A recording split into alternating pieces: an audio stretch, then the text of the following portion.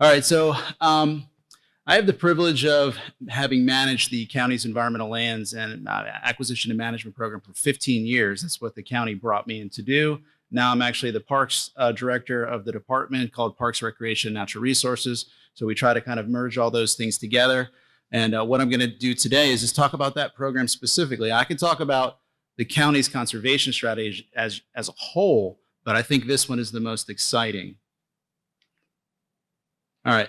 So back in the 1990s, Pasco County was sued for necessarily not doing enough to protect wildlife habitat and conservation. Through that lawsuit, the conservation strategy was created. Several policies were included. One of them was the creation of Pasco. Actually, show of hands, who has heard of ELAMP? Okay, we're doing okay. Yeah, Commissioner, I hope you know about it.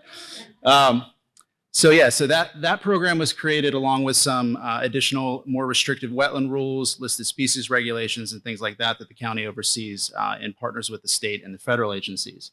So ELAMP's created. We try to figure out exactly what that means. So we do a study. So in 2002, the county commissions an environmental consultant to do a study to assess what is environmentally significant in Pasco County. In 2004, we create a resolution that outlines how this program will work. And that's actually tied through the penny for Pasco. Everyone knows penny for Pasco, I would hope here, right? Portion of that, 20%, goes to the Environmental Lands Acquisition and Management Program. That's how we get the funding. The renewal of the new penny this cycle is expected to generate $80 million over the 15-year term. So sounds like a lot of money, but when you start looking at actual property values per acre in Pasco County, you're like, oof, it doesn't buy what it used to buy back in 2004, but still very, very happy with that amount. In 2016, so the ELAMP program is a willing seller program. Okay, so that means that there's a nomination process. A property owner is interested in wanting to sell their property.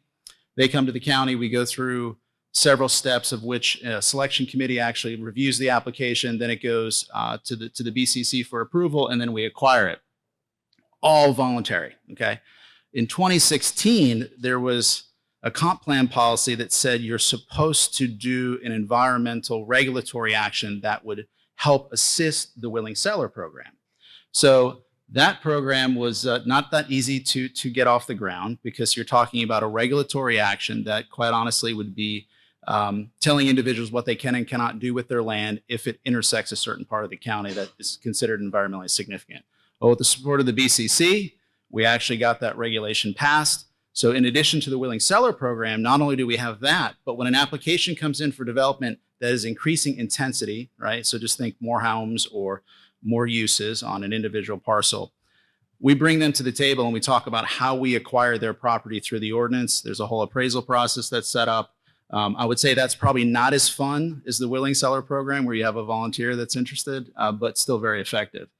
In 2023, we actually updated that because you can see from when the study was done in 2002 to 2023, you can imagine that there was a lot of impacts that have occurred in these areas that I'm going to talk about in a little more detail that we weren't able to protect. Development happened. There was pre-existing zoning. So there was things that occurred. So we've lost acreage there. But what is the objective of ELAMP? So when you look at a map, which I'm going to share here in a minute, Pasco's fortunate that we have, through our partners with the state, we have huge chunks of land that are set aside for environmental purposes. So the main objective of ELAMP was to create these, they were called critical linkages. Didn't sound very fun, so we changed the name to ecological corridors. Critical linkages sounds intense. But the purpose was ultimately in a scenario where Pasco County is going to be built out. So now we're talking, in 2 more years. I'm joking. In a long time. In a long time from now, we would be able to maintain the connections with these core preserves through these linkages. So it's everything that you would expect. You want to make sure that the genetic diversity happens, that there's natural resources that are protected and managed. It also creates a lot of opportunities for natural-based recreational opportunities, which we like to call passive recreation. There's really not a definition for that, but just think not athletic fields, think hiking, biking, and bird watching, low impact improvements. Also expands environmental education opportunities, could be future nature centers or different programs that actually utilize these resources. So targets, when you look at this map, I said that there was 7 corridors, 7 ecological corridors in the county. There's also what was defined back in the study, ecological planning units, which is the EPUs, and then the ag reserve, which is just basically a large open space polygon that said, hey, this might be important. So the purpose of these areas was to focus the acquisition. So again, the yellow lines are those ecological corridors. The basic dimensions of those is typically anywhere between 2,000 feet wide to 550 feet wide, and it depends on the system. But as you can see, what we're doing here is you're connecting all the major systems. Starkey to Crossbar, Connerton to Crossbar, Cypress Creek to Connerton, Hillsborough River to Green Swamp, Cypress Creek southward, Starkey to south. So willing seller program, Penny for Pasco funds this. If an application comes in for development, we talk about how we're going to acquire that. And we do actually partner with the state agencies quite often. I know Mr. Simpson's going to be here maybe later today. We do partner with the Family Rural Lands Program, which is the focus of that is to protect agricultural operations long term. But with that also is recreational opportunities through easements. So I'm just going to round up because it's easier. Approximately 7,000 acres are in these areas, these target areas. Sounds like a lot. Does anyone have an idea of how many acres are set aside, like what the total percent in Pasco County that's set aside in conservation and perpetuity?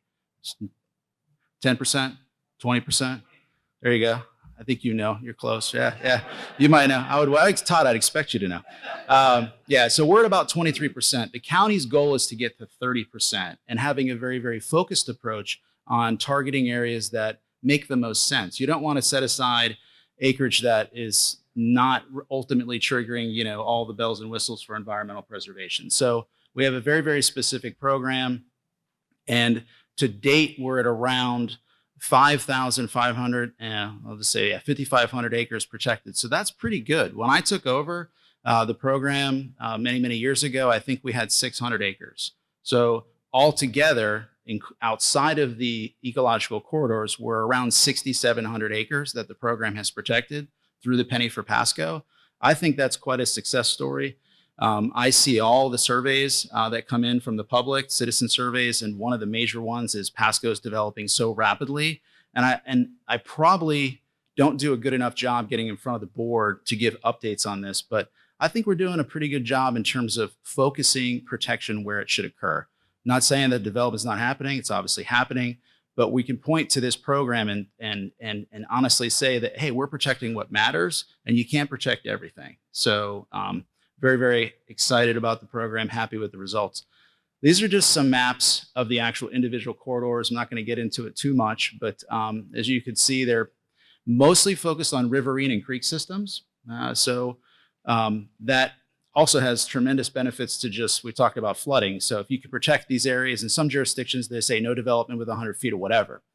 In this situation, we can use this ordinance, the ecological corridor ordinance, specifically to say we're going to restrict development through conservation efforts in these areas to mitigate by not putting individual homes in harm's way, right? So that's one secondary benefit of conservation.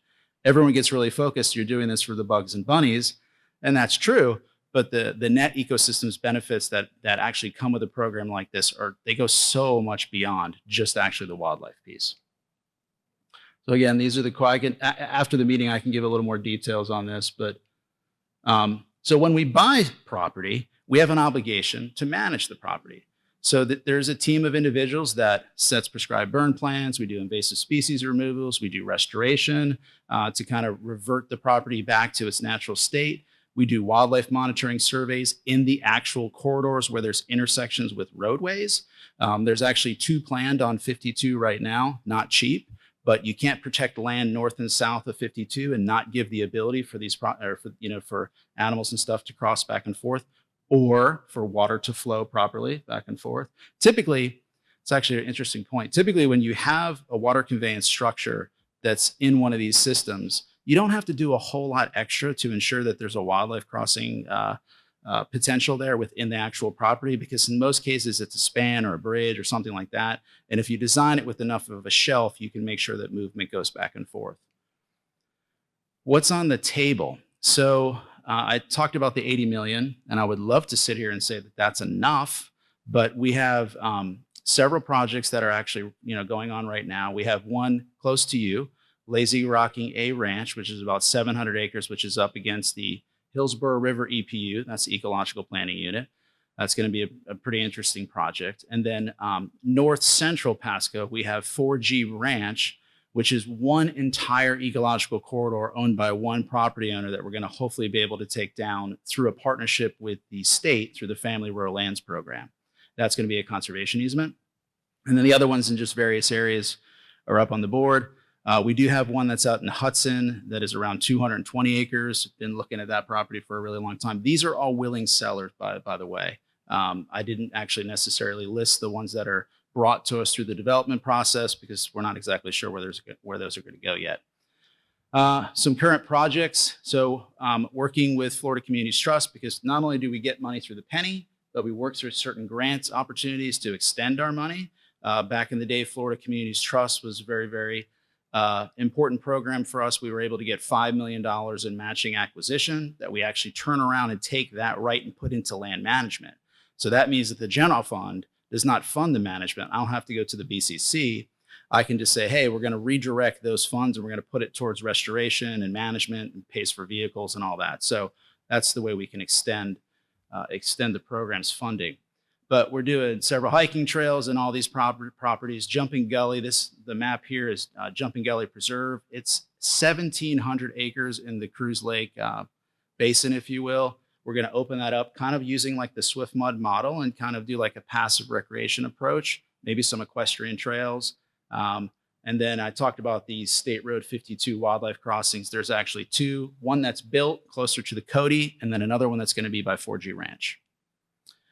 Why does all this matter? So we all know, or we should know, if not, you should look it up because it is factual. Conservation lots usually go for more than a regular lot. So it increases property values. There's an economic impact to this. It creates ecotourism. It does support local businesses. There's all kinds of other services that the folks before me talked about. I'm not going to repeat. And most importantly, it's an opportunity for certain families that have large tracts of land to create a legacy within Pasco County that's really, really important. So with that, I don't know who is next, but I appreciate everyone's time. Thank you.